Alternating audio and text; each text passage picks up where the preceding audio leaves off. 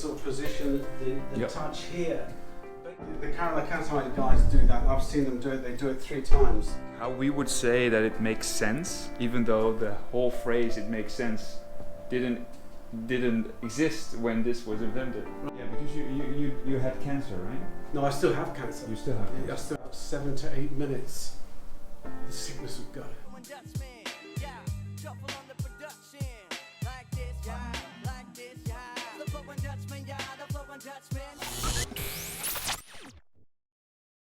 Yeah, and I think one of the things that I really like about the Gada and the sort of the Pranam Prayer, where the first lift of the Gada is done, and I mean it's sort of roughly in this sort of position, the touch here. Basically, I didn't understand that when I first saw it done.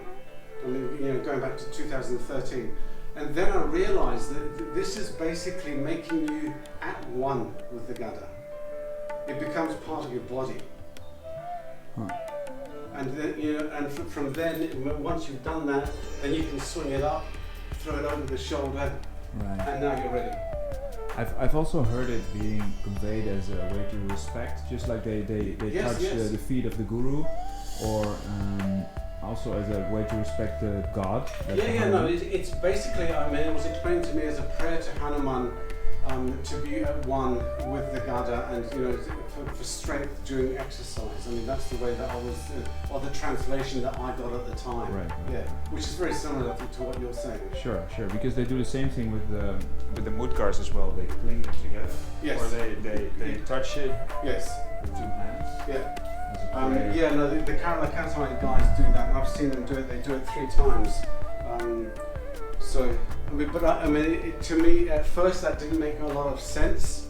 But then I started realizing that, so just from a sort of physical point of view, you have to become one with it. You have to become one with Indian clubs, meals. Doesn't matter what it is. Become an extension of your body. Yeah. It's interesting how we would say that it makes sense, even though the whole phrase "it makes sense" didn't exist when this was invented. Right, no, that's right. That's very strange. But yeah, so it's got a sort of spiritual aspect to it also. But I mean, I actually I've grown to really like it over the years. Especially sort of, it was highlighted when I was, with sickness and stuff, I mean, that I had to go through. That became really, really important because it seemed to sort of revitalise me completely. And bring me around, from especially post chemo. Yeah, because you had cancer, right? No, I still have cancer. You still have cancer? I still have. I mean, the cancer that I have is never going to go away because it was discovered too late, and it was in my prostate, and it spread outside my prostate into my pelvic area, and I think I've got a small tumour in one of my lungs. And the treatment I was put on was chemotherapy and what's it called? Androgen blockers, which are basically the cancer that I have feeds on my own testosterone that my body makes. So consequently, they have to block that to stop the tumours from growing. So you get what's called an androgen blocker, which is horrible. And that's what I'm going back to see whether I need to have that stuff again. And it gives you sort of like slight boobs and all that sort of effeminizing stuff. It's not very pleasant at all. All that crap, quite frankly. But I mean, I've been very lucky because I've been off of it for 2.5 years now. But my body chemistry is changing now, and it looks like I'm going to have to go back onto that stuff.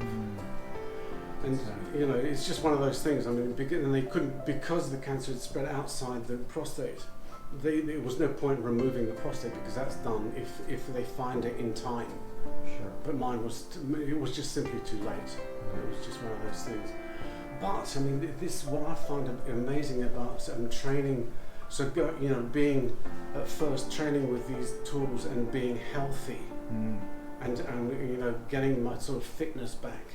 And then having to go through it again, and I mean, I was swinging sort of a 12 kilo mace, 15 kilo mace, or Gada, and then I had to I made the 7, and then as I was getting stronger, I made an 8 and a 9, and I just put lead shot in there to make it a little bit heavier, just to sort of build myself up again, and it was just amazing.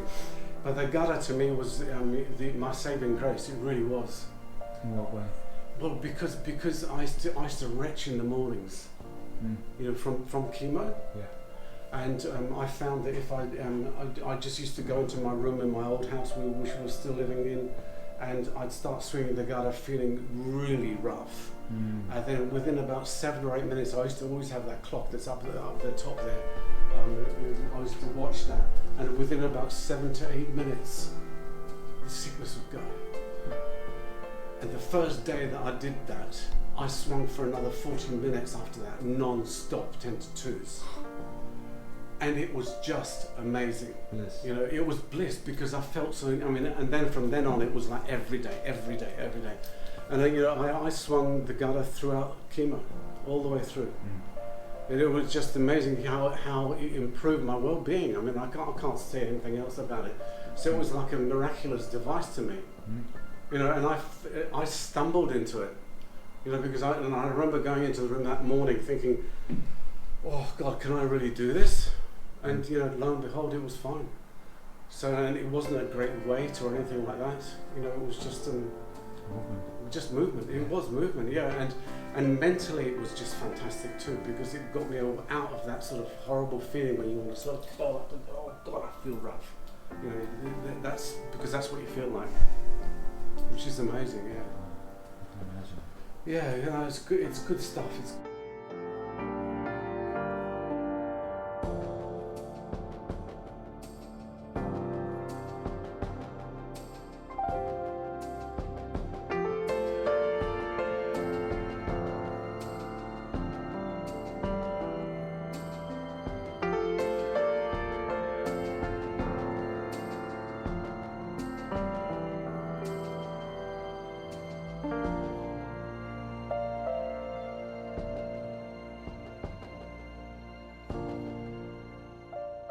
Boom! So you can flow with a light mace. But what can you do with a heavy, longer Gada mace?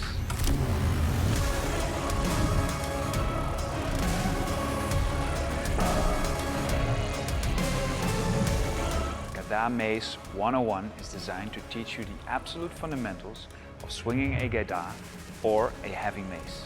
You'll learn how to use a unique tempo system, which will add a new dimension to your training. Are you ready to set your foundation right for the Gada Mace? Join now, DutchflowAcademy.com.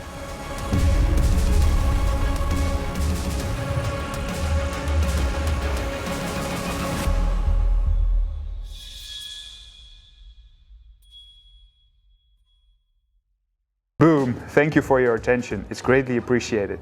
If you like the content, please consider to share, like, and subscribe to my channel. If you want to see similar videos, you can see them over here.